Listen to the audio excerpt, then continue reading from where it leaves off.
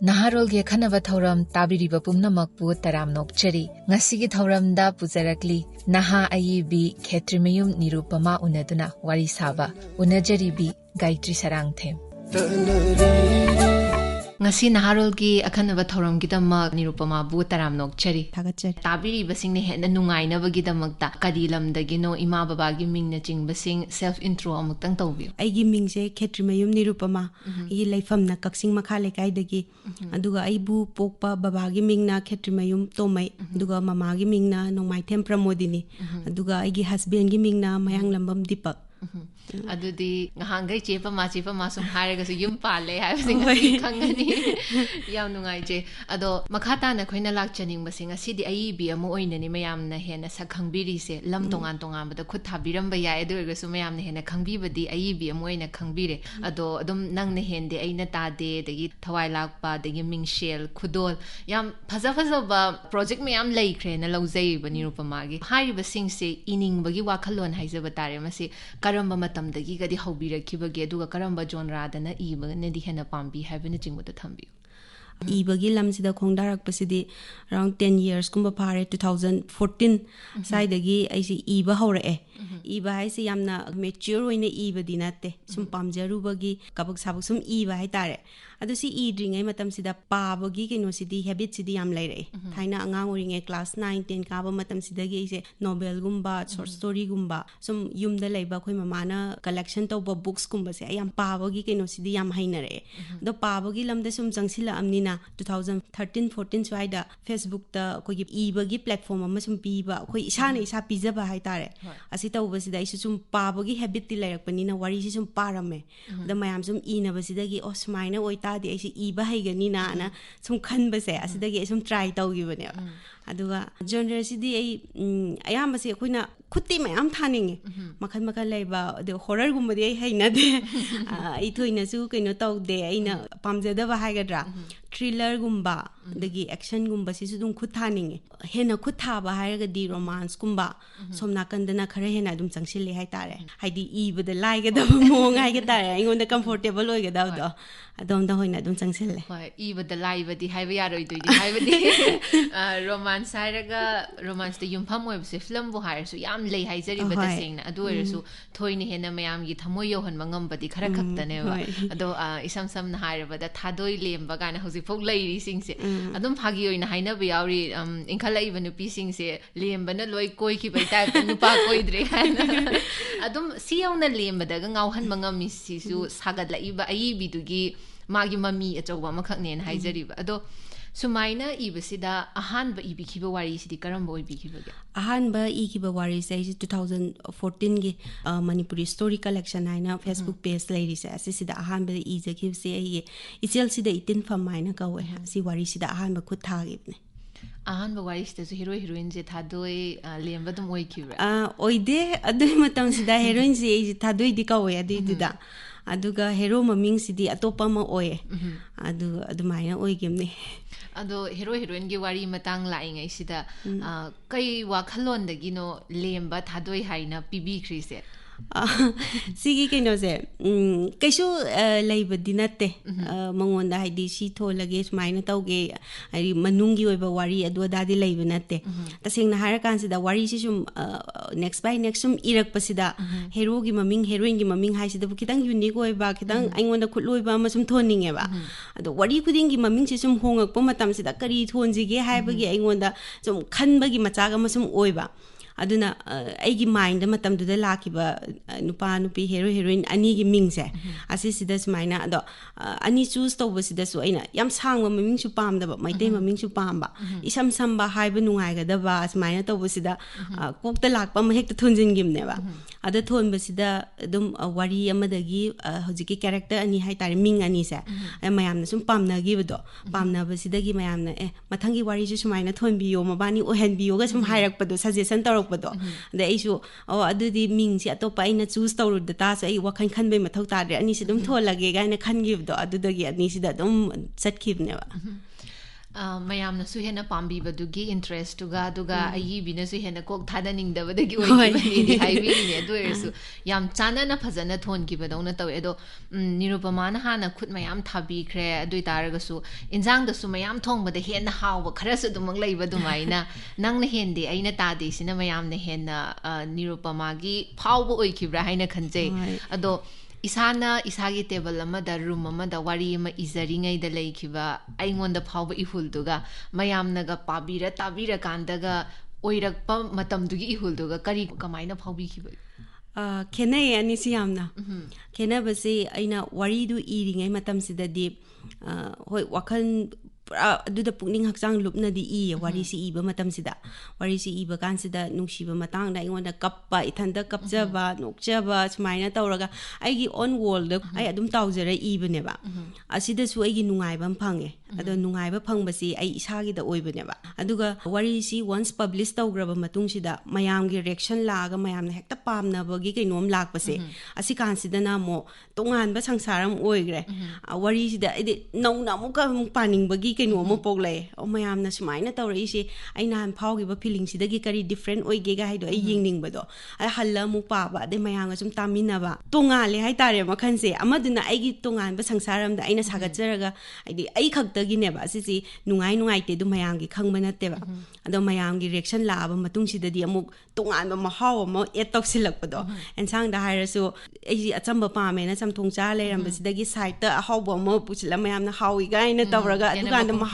mapung phan ba hena hawbudo adugi feeling ama la ali hai tare hoi ado hauji phause da wari si kyam di bi khrabage wari si khogi episode wise ayamba dumaina I ko episode wise leibasida di wari 18 adaina igre aduga short story gumbadana aina khanbada exact masing di kawre around 10 adumaina round 10 ma bi khrab could say tasena dum phajana thare de hai ye ado sum Nirupama gi ngasi phau ibiba wari singda ikhoina su phaujabase yamna history ga sagona ba iriba wari sidai sida lam amabu masak takhhauna ba phurup amabu listener sing na khara do oisu khanghauna ba message piba man ba maong ama dum loinei na phaujai aina listener amoina phaujabani audagi medical gi field da bu oirasu adum lembaga thadoi ga nang ni hende aina tade da su lembana ga adum laga speech piba matamda nganghaliba do hero moina chumna nganghanba nattaba leiriba tariba khudingmak health ki matangda kitang da oirasu kana hauna na ba haibagi type ta piba maong khara adum usai adagi khudol daga su machaga narakpa matamda adum medical gi oiba terminology singse yam khangna sijina ba man ba Nirupama gi tangka khara se adum yawena khanjaiba masi kamai tawbuna interest oibaida makta hapirira natraga sigi pamjaba dagi background da sugumba dagi lakpaga leibibra hoi history ga oiradi ko aisi history student ama oye aduna sum history gi maramda sum wari su iba matam sida history or medical or any adugi kaino sida generalize tawpa matam daina sum kaino tawse wari ama iba matam sida hero si medical background de lai khallo adu ta de hero si doctor oire na hairaga loshin banataba aigi pamjaba hai tare ko aina pamjaba sida medical student oita di wari du da magi impact ama mayam da kaino ma khangau na ngai gi adumaina kaino pibam di mathau tabrana dumai khanba adagi heroine haire mana changsilliba masi engineer oiren khalase adu ta di engineer oirak ta di ma engineer oibagi magi kainoma magi wari du da impact am yohon gadam ni haibase aingonda sum ai wakhalon da dumai leijeba adu duna medical gi tam oigera medical laina ama naren khallo laina du naraga nupi du sumai tawi haibana taba laina sigi maramda ai sum thiningba sum poeba isana hai tare adu thiruramni na khitang khange hangubada sum khangak pasingse ai isada amuk thamjiladi oh mayam su khangan ba mathau tai na khanbado adumai tawduna wari sida dum hapnaba hotnaba adagi history gi hairo maming di taba kamai tawrami ningthau da oiro kari da oiro maming di taraga khangdaba su akoi su atopa field da khangdaba mayam am le ado wari sida maming si palakpa matam sida history or any topic khangdana sakhidoi mahotte akhangba du khitang share ta horadi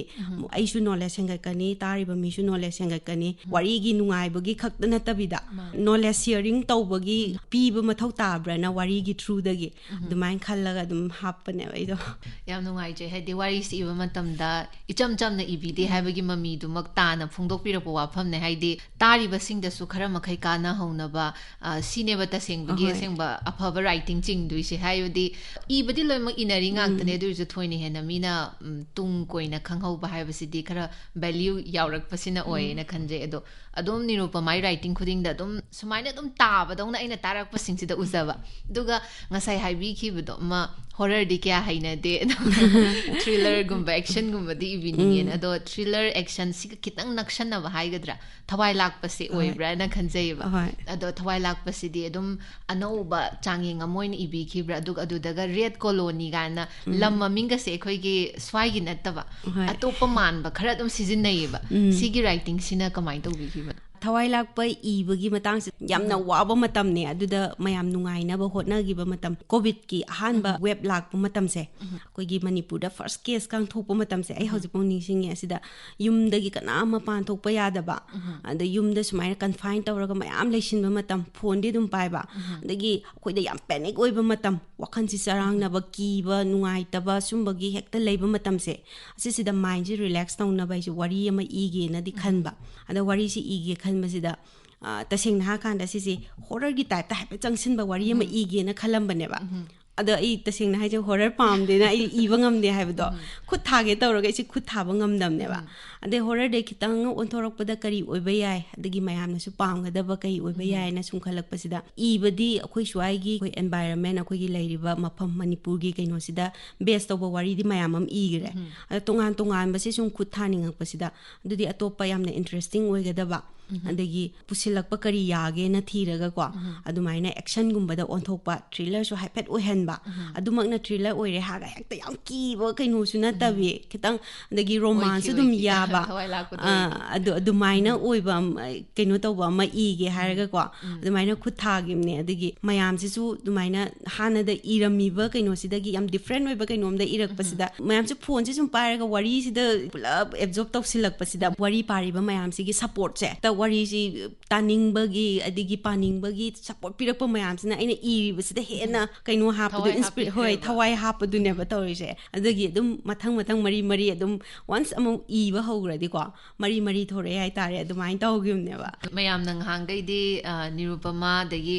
pama iro o ngairi ye wari thagalaktre sumai sum leirambane wari sigi marumda kaigi ikibno kamaina ikibno haibududi khangba listeners se kya leiramoi haina khanje do ngasigi khoi gi Thouram sigi khuthangdagi khara makhai di khangamgadra haibagi nungaiba amasu leije ado wari se ibakanda ayamba Nirupamai wari singsi sum ubakanda kakching daine di haibire maikai budi khara pulle du tarsu palen lom kwatharom ason maikai rom sidana hena ibagumba moiromgi mi bu oiro dagi moigi culture bu oiro khara makhai wari ayambada mami tabadongna tawe edo hairiba specific oiba area khara sidana hena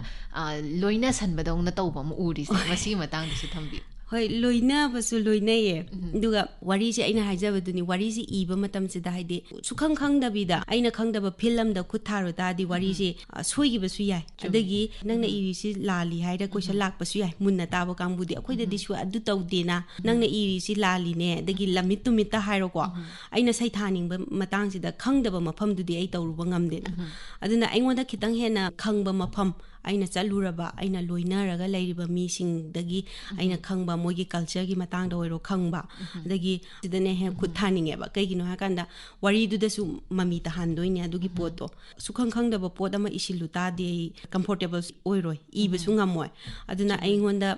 already moiga loina da na leiraba lamgumba mafangumba digi culture gumba se asi sineba itawni ba se do palel gumba si naknare kaksinga su naknare adagi aigi kaino sida imanabi su lay adagi even kwatha hairo kwatha ga kaksinga se dum yam naknaba mari ama dum lay moise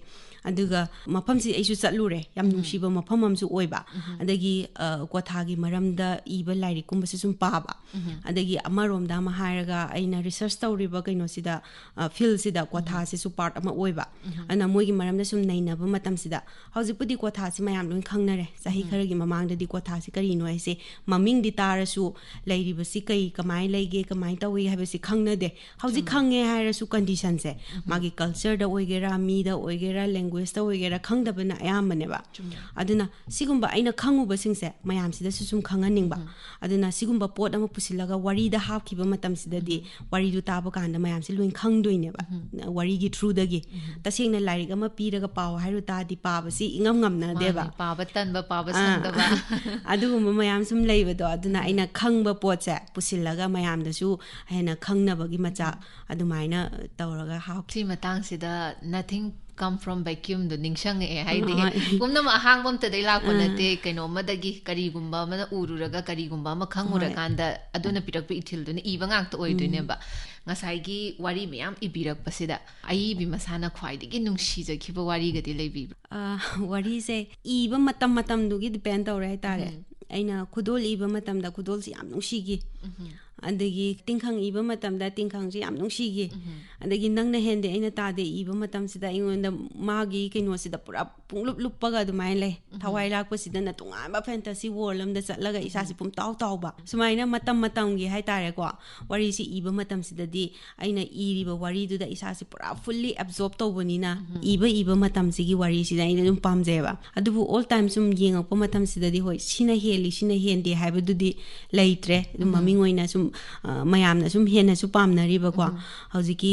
ꯇꯤꯡꯈꯪ ꯍꯥꯏꯔో ꯈꯨꯗꯣꯜ ꯍꯥꯏꯔో ꯅꯪꯅ ꯍꯦꯟꯗꯦ ꯑꯩꯅ ꯇꯥꯗꯦ ꯊꯋꯥꯏ ꯂꯥꯛꯄꯒꯨꯝꯕ ꯃꯤꯡꯁꯦꯜꯒꯨꯝꯕ ꯑꯗꯒꯤ ꯔꯥꯖꯀꯨꯃꯥꯔꯒꯨꯝꯕ ꯑꯩꯅ ꯁꯨꯝ ꯍꯥꯏꯗꯤ ꯄꯥꯝꯖꯅ ꯑꯗꯨꯃꯥꯏꯅ ꯊꯝꯕ ꯌꯥꯝ ꯆꯦꯛꯁꯤꯟꯅ ꯊꯝꯕ ꯋꯥꯔꯤꯁꯤꯡꯅꯦ ꯑꯗꯨꯃꯥꯏꯅ ꯃꯃꯤꯡ ꯈꯔꯁꯦ ꯁꯨꯝ ꯄꯟꯖꯒꯦ ꯑꯗꯣ ꯅꯪꯅ ꯍꯦꯟꯗꯦ ꯑꯩꯅ ꯇꯥꯗꯦꯁꯦ ꯑꯦꯜꯕꯝ ꯑꯣꯏꯅꯁꯨ ꯂꯥꯛꯈꯤꯕ ꯃꯥꯜꯂꯦ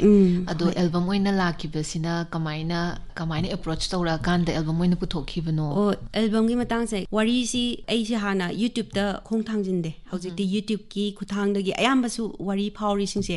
ꯌꯨꯇ꯭ꯌꯨꯕꯀꯤ ꯄ꯭ꯂꯦꯠꯐꯣꯝꯁꯤꯗꯒꯤ ꯑꯣꯏꯅꯔꯦ ꯍꯧꯖꯤꯛꯀꯥꯟꯁꯦ ꯃꯌꯥꯝꯅ ꯑꯣꯜꯔꯦꯗꯤ ꯌꯨꯇ꯭ꯌꯨꯕꯁꯤ ꯌꯥꯝ ꯄꯣꯄꯨꯂꯔ ꯑꯣꯏꯔꯕ ꯃꯇꯨꯡꯁꯦ ꯌꯥꯝ ꯂꯦꯠ ꯑꯣꯏꯅ ꯆꯪꯁꯤꯜꯂꯨꯕꯅꯦꯕ ꯑꯩꯗꯤ ꯑꯗ ꯆꯪꯁꯤꯟꯕꯁꯤꯗ ꯅꯪꯅ ꯍꯦꯟꯗꯦ ꯑꯩꯅ ꯇꯥꯗꯦ ꯁꯤ ꯍꯥꯞꯄ ꯃꯇꯝꯁꯤꯗ ꯋꯥꯔꯤꯁꯤ ꯁꯨꯝ ꯃꯊꯪ ꯁꯨꯝ ꯇꯧꯔꯛꯄꯁꯤꯗ ꯃꯌꯥꯝꯅ ꯑꯗꯨꯝ ꯄꯥꯝꯅꯕꯒꯤ ꯆꯥꯡꯁꯤ ꯁꯨꯝ ꯍꯦꯟꯒꯠꯂꯛꯄꯗோ ꯑꯗꯨꯗꯒꯤ ꯃꯣꯏꯒꯤ ꯆꯦꯅꯦꯜꯒꯤ ꯊ꯭ꯔꯨꯗꯒꯤ ꯑꯩꯉꯣꯟꯗ ꯑꯦꯄ꯭ꯔꯣꯆ ꯇꯧꯋꯦ ꯂꯣꯏꯁꯤꯜꯂꯛꯄꯗ ꯏꯁꯩ ꯃꯇꯦꯛ ꯑꯃ ꯍꯥꯞꯁꯦ ꯑꯗꯣ ꯏꯁꯩꯁꯨ ꯍꯥꯞꯄꯗꯤ ꯈꯤꯇꯪ ꯀꯩꯅꯣ ꯃꯌꯥꯝꯗꯁꯨ ꯍꯦꯟꯅ ꯏꯟꯇꯔꯦꯁꯇꯤꯡ ꯑꯣꯏꯒꯗꯧ ꯃꯥꯜꯂꯦ ꯃꯒꯨꯟꯁꯨ ꯍꯦꯟꯒꯠꯀꯗꯧ ꯃꯥꯜꯂꯦꯅ ꯇꯧꯗ ꯑꯩꯁꯤ ꯏꯁꯩ ꯂꯤꯔꯤꯛꯁ ꯏꯌꯦ ꯑꯩꯅ ꯃꯇꯦꯛ ꯑꯃ ꯑꯗ ꯁꯨꯔ ꯄꯥꯜꯂ ꯌꯦꯡꯉꯁꯤ ꯐꯖꯕ꯭ꯔꯥ ꯐꯖꯗꯕ꯭ꯔꯥ ꯌꯦꯡꯁꯦꯅ ꯁꯨꯔ ꯄꯥꯟꯕ ꯃꯇꯝꯁꯤꯗ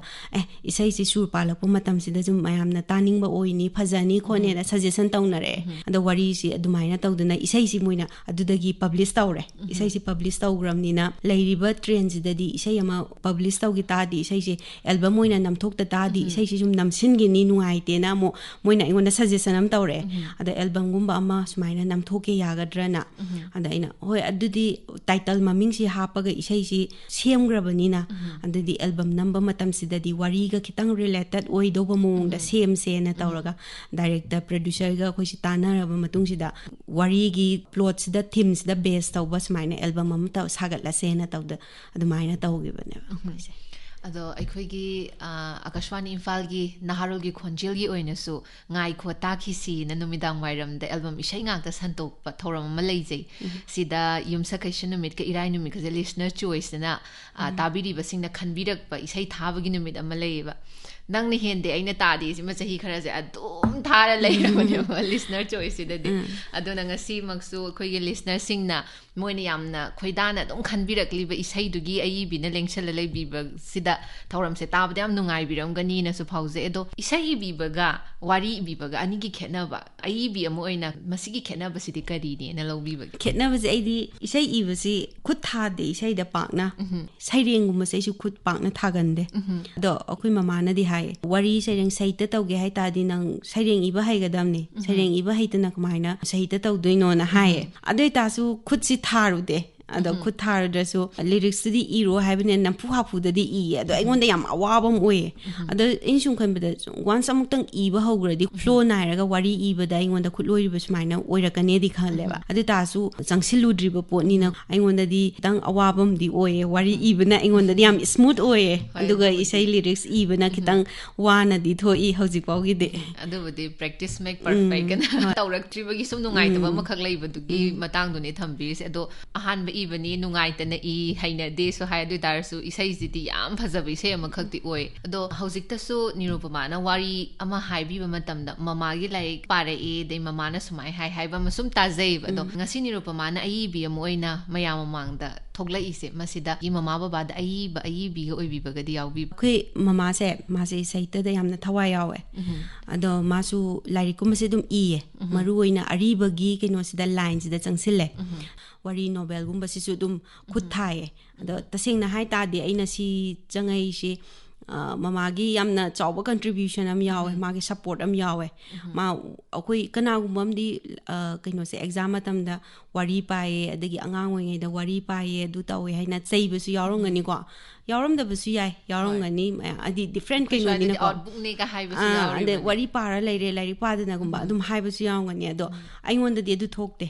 ꯑꯦꯛꯖꯥꯝ ꯃꯇꯝꯁꯤꯗꯗꯤ ꯑꯦꯛꯖꯥꯝꯒꯤ ꯂꯥꯏꯔꯤꯛ ꯄꯥꯔꯁꯨ ꯑꯦꯛꯖꯥꯝ ꯂꯣꯏꯈꯤ ꯀꯥꯟꯁꯤꯗ ꯃꯃꯥꯅ ꯑꯣꯏꯅ ꯂꯥꯏꯔꯤꯛꯁꯤ ꯁꯤꯒꯤꯁꯤ ꯄꯥꯎꯅꯦ ꯁꯤꯁꯤ ꯄꯥꯎꯅꯦ ꯅꯨꯡꯉꯥꯏꯕꯅꯤꯒ ꯍꯥꯏꯔꯒꯀꯣ ꯑꯗꯒꯤ ꯍꯧꯖꯤꯛ ꯑꯩꯈꯣꯏꯒꯤ ꯃꯅꯤꯄꯨꯔꯒꯤ ꯑꯣꯏꯅ ꯑꯣꯟꯂꯤ ꯏꯄꯤꯛꯅꯦ ꯍꯥꯏꯅ ꯂꯩꯔꯤꯕ ꯈꯝꯕ ꯊꯣꯏꯕꯤꯒꯥꯁꯦ ꯌꯥꯝ ꯅꯧꯔꯤꯉꯩ ꯃꯇꯝꯗꯒꯤ ꯃꯃꯥꯅ ꯄꯥꯍꯜꯂꯛꯑꯦꯕ ꯁꯨꯃꯥꯏꯅ ꯑꯗꯨꯅ ꯁꯤꯒꯤ ꯂꯝꯁꯤꯗ ꯃꯥꯁꯤꯅ ꯑꯗꯨꯝ ꯏꯟꯁꯄꯤꯔꯦꯁꯟꯁꯦ ꯄꯤꯕ ꯍꯥꯏꯇꯥꯔꯦ ꯑꯗꯒꯤ ꯂꯥꯏꯔꯤꯛ ꯄꯕ꯭ꯂꯤꯁ ꯇꯧꯕ ꯑꯃ ꯆꯠꯂꯨꯔꯦ ꯈꯜꯂꯣ ꯃꯥ ꯆꯠꯀꯅꯤ ꯑꯗꯒꯤ ꯂꯥꯏꯔꯤꯛꯁꯤ ꯄꯨꯔꯛꯀꯅꯤ ꯅꯨꯡꯉꯥꯏꯕ ꯃꯥ ꯍꯥꯟꯅ ꯄꯥꯔꯅꯤ ꯅꯨꯡꯉꯥꯏꯕ ꯑꯣꯏꯇꯥꯔꯗꯤ ꯑꯩꯈꯣꯏꯗ ꯄꯥꯍꯟꯒꯅꯤ ꯑꯃꯨꯛ ꯃꯃꯥꯒꯤ ꯀꯩꯅꯣꯁꯤꯗꯒꯤ ꯁꯞꯄꯣꯔꯠ ꯌꯥꯝ ꯐꯪꯉꯦ ꯍꯥꯏꯇꯥꯔꯦ ꯅꯤꯔꯨꯄꯃꯥꯒꯤ ꯈꯨꯗꯣꯜ ꯍꯥꯏꯇꯥꯔꯦ ꯃꯌꯥꯝꯗ ꯇꯝꯕꯤꯔꯤꯕꯁꯤꯡꯗꯣ ꯑꯗꯨꯒꯤ ꯃꯍꯥꯎ ꯑꯩꯈꯣꯏꯅ ꯇꯪꯕ ꯐꯪꯖꯔꯤ ꯁꯤꯒꯤ ꯃꯔꯨꯝꯗ ꯃꯃꯥꯒꯤ ꯀꯟꯇ꯭ꯔꯤꯕ꯭ꯌꯨꯁꯟ ꯑꯃ ꯂꯩꯕꯤꯔꯝꯕꯁꯤꯒꯤꯁꯨ ꯌꯥꯝ ꯅꯨꯡꯉꯥꯏꯕ ꯑꯃ ꯄꯣꯛꯆꯩ ꯑꯗꯣ ꯃꯈꯥ ꯆꯠꯊꯖꯔꯛꯄ ꯑꯣꯏꯅ ꯑꯩꯈꯣꯏꯅ ꯋꯥꯔꯤ ꯃꯌꯥꯝ ꯏꯕꯤ ꯍꯥꯏꯕꯗꯤ ꯈꯪꯖꯔꯦ ꯑꯗꯣ ꯐꯤꯂꯝꯒꯨꯝꯕꯗ ꯈꯨꯠ ꯊꯥꯕꯤꯕꯗꯤ ꯂꯩ ꯐꯤꯂꯝꯁꯦ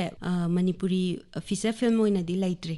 ꯑꯗꯣ ꯁꯣꯔꯠ ꯐꯤꯂꯝꯒꯨꯝꯕꯗꯤ ꯑꯅꯤꯗꯤ ꯈꯨꯠ ꯊꯥꯈ꯭ರೆ ꯑꯅꯤ ꯈꯨꯠ ꯊꯥꯈ꯭ꯔꯦ ꯑꯗꯨꯒ ꯐꯤꯂꯝꯒꯤ ꯂꯥꯏꯟꯁꯤꯗꯗꯤ ꯆꯪꯁꯤꯟꯗ꯭ꯔꯤ ꯆꯪꯁꯤꯟꯕꯁꯦ ꯁꯨꯝ ꯀꯤꯕꯒꯤ ꯆꯪꯁꯤꯟꯗꯕ ꯍꯥꯏꯇꯥꯔꯦ ꯑꯗꯨꯝ ꯊꯣꯛꯄꯤꯈꯤꯕ ꯁꯣꯔꯠ ꯐꯤꯂꯝ ꯑꯅꯤꯗꯨꯒꯤ ꯃꯃꯤꯡꯗꯨꯁꯨ ꯄꯟꯕꯤꯌꯨ ꯑꯃꯅ ꯆꯤꯟꯅꯗꯕꯤ ꯅꯥꯆꯣꯝ ꯂꯩ ꯀꯧꯋꯦ ꯑꯃꯅ ꯁꯅꯥ ꯍꯥꯏꯅ ꯅꯤꯉꯣꯜ ꯆꯥꯛꯀꯧꯕꯗ ꯕꯦꯁ ꯇꯧꯕ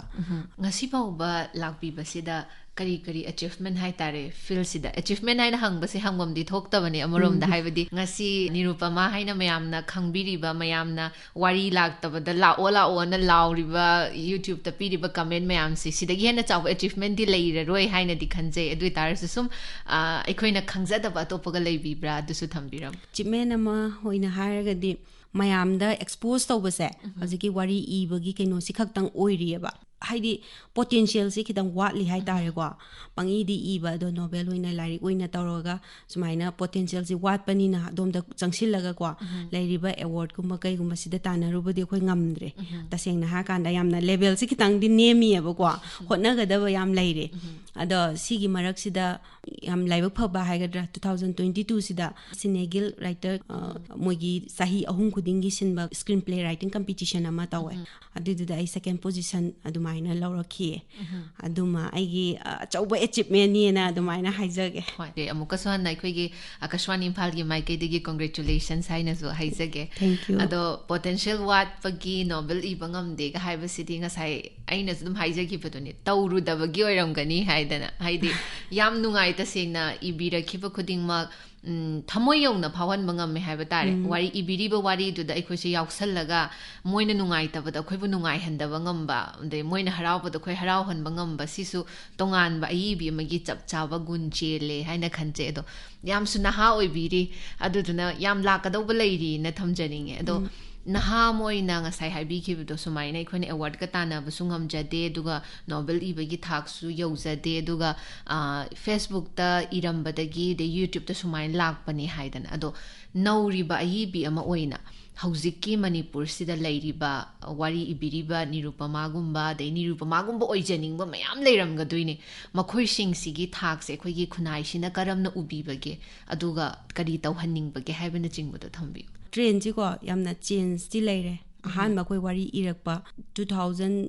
15, 16 ꯁ꯭ꯋꯥꯏꯗ ꯂꯩꯔꯝꯕ ꯇ꯭ꯔꯦꯟꯒ ꯍꯧꯖꯤꯛ ꯂꯩꯔꯤꯕ ꯇ꯭ꯔꯦꯟꯁꯤꯒ ꯌꯥꯝ ꯗꯤꯐ꯭ꯔꯦꯟ ꯑꯣꯏꯔꯦ ꯑꯩꯈꯣꯏꯅ ꯑꯍꯥꯟꯕ ꯏꯔꯛꯄ ꯃꯇꯝꯁꯤꯗꯗꯤ ꯐꯦꯁꯕꯨꯛꯇ ꯇꯁꯦꯡꯅ ꯑꯗꯨꯝ ꯑꯩꯒꯤ ꯅꯥꯀꯣꯡꯁꯤꯗ ꯁꯨꯝ ꯇꯥꯕ ꯐꯦꯁꯕꯨꯛꯇ ꯏꯕ ꯋꯥꯔꯤꯕꯨ ꯀꯩꯅꯣꯅꯦꯒ ꯍꯥꯏꯔꯒ ꯑꯗꯨꯃꯥꯏꯅ ꯇꯧꯋꯦ ꯑꯗ ꯇꯁꯦꯡꯅ ꯃꯌꯥꯝꯅ ꯑꯗꯨꯃꯥꯏꯅ ꯍꯥꯏꯔꯛꯄꯁꯦ ꯑꯩꯈꯣꯏꯒꯤ ꯂꯩꯔꯤꯕ ꯂꯦꯚꯦꯜꯗꯨꯅꯅꯦꯕ ꯑꯗꯨꯝ ꯑꯩꯈꯣꯏꯁꯨ ꯍꯥꯏꯗꯤ ꯀꯝꯄꯤꯇꯤꯁꯟ ꯑꯃꯔꯣꯝꯗ ꯆꯪꯁꯤꯜꯂꯒ ꯏꯔꯨꯕ ꯅꯠꯇꯦ ꯍꯩꯔꯦ ꯁꯤꯡꯉꯦ ꯍꯥꯏꯔ ꯊꯣꯔꯛꯄ ꯅꯠꯇꯦ ꯑꯩꯈꯣꯏꯅ ꯁꯨꯝ ꯄꯥꯝꯖꯔꯨꯕꯒꯤ ꯑꯗꯨꯃꯥꯏꯅ ꯏꯈꯤꯕꯅꯦꯕ aduna matamduda iba wari singse plot phajarasu theme phajarasu koigi way of expression haigadra koigi iba gi writing nature haigadra yam mature oiba watpado aduduna film da oiro novel da oiro adagi aphawa writer amana oiro adagi poet ama oiro adumaina yengakpa matamsida koisi level se yam hanthana adumaina khalame ada film gi line da su kana su approach tawnaba leite du matamduda adubu si leiriba hanagi leirambe trend se haujiti amna change leire keigino ha kana sum unariba mayam sine ai isamak jangsilu da so YouTube da hawkiba Facebook da hawkiba wari se film namgadabagi haujikti hakta demand on demand da mayam si ko adum leire wari phajabam leita di film on thok jage bibiu haibagi demand sine ba haujik leiri singse aduna film industry da so khoi si haidi leiriba singse Facebook ta iramba adagi YouTube ta iramba singsa moisina khatang recognize tawbirak pa haitare film gi line da mogi wari si sangan ta dis maina film gi sida puthokpa da phajani ga haida dumaina khanbi basu dumaina yawre aduna change ti mayamam leire aduga anoba irakpa mayam sida ina haining ise ko aduna sigi change lakpa se asi kanana no ha kanda akoi gi hotna zaman na neba aduna akoina hotna ribase hanadagi hena chang ta da bida hena hotna ba adita di film da hojik demand lai riba sumaina ko matamam da koi novel gumba kai gumba phungba once me amana phungba horak ta di ko mari tawnara ka neba ada sigi film da ju samane film da once amtang khut thagi badagi mayam sum demand lai ri dana na novel gi kai no sida su label sida su koi je changsin bangam na ngai gi ko kana hotna mina se ada hotna basida kai no se koina karoidabse hana leiramiba koigi writer apaw ba yam mature oiraba yamna versatile oiraba writer mayamam leiri khang hairaba kwa moisidagi su novel ining haina pang iba nataba kari knowledge tansin bayage moidagi kari khangsin bayage haibado kupna nainaraga kwa aduga sumaina koisu level amada hojik leiriba hana leiriba level dagi ama kakhatkre adudagi amu hena amu kakhatlaga kwa mayamna sumaina angang naha singdagi horaga ahandagi ahan sidasu hena sigi field sida expert oiraba mayam sina recognize tawbigadaba adubumba level amda khoi sangsimina se da dumai haining ado hojik ta so haibi khre film se wari sibu phajaraga de adum approach tawrak palai haidan ado wari se ayamba phajai na khanjai Nirupama na ibiba singsi su ado film oina onthok chage ga haibagi approach hojik pholak pati leibibra la film oina onthok ya haibase mayamam la ado aina nungai jadabane hai tare aina piba ngamdaba se asisina aina hena nungaite aigi idi ason bani ai khalle lakpagi di nangna hende aina ta de thawai lakpa ani se yam demand lai adum ngarang nahan da su film namge adumai tawge haiba yawe ado aina piba ngamdaba hai tare piba ngamdaba se kai maram ge bidoina piba ngamdaba hai se piba budi yai yabaduda film gi line da khong thangjin gi hai ta de hana leigirba wari sinataba inong nobo hoina tawrage haina adumaina chapyungna lepam layeba hana leigiba singsina wari hoina sum leijarasan ona khanbado ai maksu phawo ngamme adoila madi lembagi fan na mo oina haijab tar moi se khoina sagat khiba lem adoina dum lehaninge wari atoppa iraga film da khuthabi ge hai sisu khuthabi kho aduduga adum aina ngasa haijekibado Nirupama na ngasi oibiriba thak se yaudriba naha mayam ama leijari neba dagi wari je khara iraga su Facebook ta phawo wari se thaba ngamjadaba leiribane haide aise soli khanbanani khangde da ai kanade approach tawrakanda ai wari se kamaina igadoino khangdaba tawbadabu idi izaba adu moigumba yamna nauriba writer sing haiba tare makhoidadi moidagi khitang hena khongkap khara hena thangkhraba ama oina kari haibiningbage hoi adugi kaino sa moide leiriba hojik idi iningba kakakti iba aduga pura ithokpa su ngamdaba adagi kadaida kamai tawraga igani khangdaba aingonda approach tawrpa su dum yawe dum akoina senior oina leire kamaina tawduino guide tawbiuga haiba smai tawuga haida che kokta di wari si leire ithokpa ngamdre kamai tawduino gumba suggestion lawrokpa gumba suma mayam thengne wari si di haidi iraga sum phajaraga damne koju ahanba iba wari ga do hojik basida ko ikaiba musum yawe adam ira kino si mai si changa ga sum thauba hengalakpado aduneba oidoise aduna ibu ininga ba saita haisidi nang yawbu yawninga di khut thau pen pai haibaneba pen pai raga khak tokpa yade lengu haibaneba lengu ka u iu aduda ai kesu ninghanna ba yade once ninghanna ba leita de kesu sida world sida changsin mangamo aduduna iningba leiradi adagi phongdok ningba leita di adum try tau ahamba try sida fail oiba yai hanjin hanjin tau khangdraga akhangba mayam am lei sida dum tana ba yai adagi hapam khangdre kamai tau duino khangdaba do akhoi da approach tawri sumaina dum tarok pa yai aisu dum everybody welcome tau we ai khakta da tau haibagi wa nate mayam leiri dana ko sida tana biu aduga itho u iraga di dum kana khangni akhoi dagi hena phajaba wari kok ta leiba sumayam am yaronga neba aduidu idri khai di khangoi dana aduna iba ma changi expose to ba ma changi dumaina punna dumaina tawmina se ninghanaba yade sidi haini yam nungai je aikhoi gi loisilakpagi matam di yoshila abani na khoi studio se lakpiraga asigum laba mamalyam laba wafam kya thambirambagi damakta Nirupama ba mukhan haininga litana thagachari yam thagat pa phongdok chari sigumba opportunity ama pibi bagi damak